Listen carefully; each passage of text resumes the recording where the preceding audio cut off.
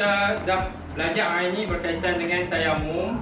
Jadi teori pun kita belajar. Apa maksud teori yang kita belajar hari ni? Berkaitan dengan teori apa dia? Dalam tayamum ni kita belajar apa?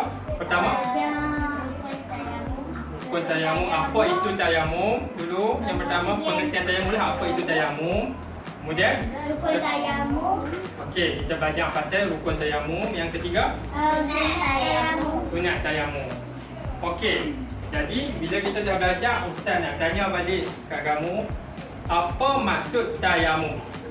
Yang kamu faham berdasarkan kita belajar tadi. Siapa? Korang angkat tangan. Cakap je, korang angkat tangan. Pasal apa maksud tayamum? Pengertian lah maksudnya. Okey, Jannah. Menyapu debu tanah yang suci ke muka Dan dan Ke? ke muka dan kedua-dua belah tangan dengan hingga ke siku dengan syarat-syarat tertentu dan niat. niat. Okey, itulah maksud tayamum. Kemudian kita belajar berkaitan dengan rukun tayamum. Okey, semua tengok. Ustaz tanya ni. Rukun tayamum ada berapa? Empat. Ada 4. Okey, yang pertama niat.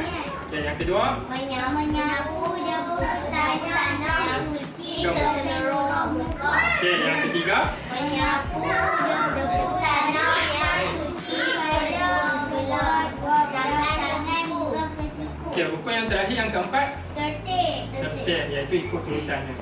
Okey, itu adalah rukun tayamum. Kemudian kita belajar berkaitan dengan Niat. niat tayamum.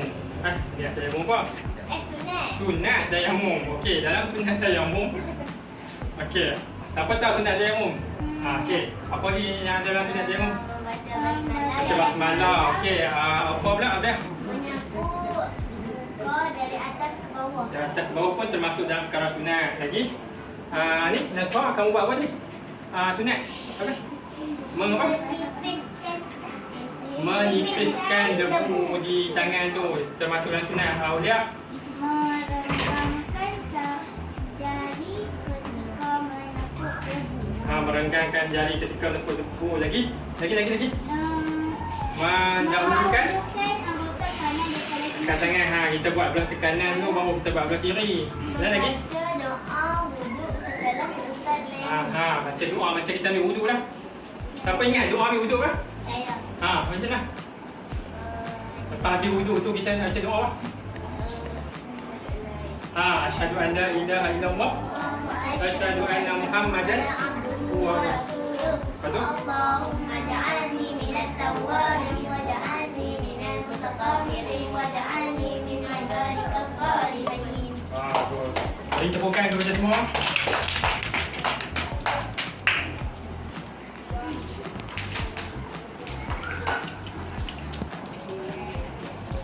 Okey. Jadi tadi berkaitan dengan pengertian rukun, kemudian sunat tayamum. Selesai berkaitan dengan sunat tayamum. Kemudian tayamum ni kita ada berapa anggota dia? Dua. Yang pertama Muka dan kedua belah tangan. dua tangan alat dia Ada debu tanah yang suci. debu tanah yang suci. Jadi kita tak boleh guna tepung ke, tak boleh guna benda-benda ni. Kita hanya boleh guna debu tanah yang suci. Suci tu maksud apa? Bersih Bersih daripada najis. Jadi debu tu kalau kita tengok debu tu kotor, ada najis, debu tu tiba-tiba tengok cicak jatuh kat atas debu tu. Jadi kita tak boleh gunalah debu tu sebagai tayamum sebab dia dah terkena najis, dia tak suci. Ataupun debu tu terkena air kencing manusia ke, binatang ke. Jadi debu tu dah dikira tidak suci. Faham tak? Faham. Okey. Tu perkara-perkara yang berkaitan dengan berkaitan dengan apa? Tayamum. Jadi sebab apa yang kita nak kena tayamum tu? Pasal apa sebenarnya? Jika tiada air kita Jadi yang pertama sebab kita kena tayamum sebab tak ada air. air. Yang kedua, Yang kedua sebab apa kena tayamum? sukanya ambil wuduk. Sebab kita nak ambil wuduk. Memang kita nak ambil wuduk. Bila kita nak ambil wuduk, air tak ada. Bila air tak ada, kita kena tayamum. Selain air tak ada, apa dia? Untuk melakukan solat. Atau sebab-sebab ni anggota wuduk kita sakit, macam cedera apa semua. Tapi kalau kena ayak jadi lagi bahaya, kan? Jadi ayak tu tak boleh kena kat tempat anggota wuduk kita, macam kat kaki ke, dekat kepala ke, kepala cedera ke. Kalau kena ayak nanti lagi bahaya. Jadi kita gantikan ayak yang kita tak boleh ambil tu, anggota yang tak boleh ambil tu, kita gantikan dengan tayamum. Satu lagi, kita duduk di tempat-tempat cuaca yang terlalu sejuk.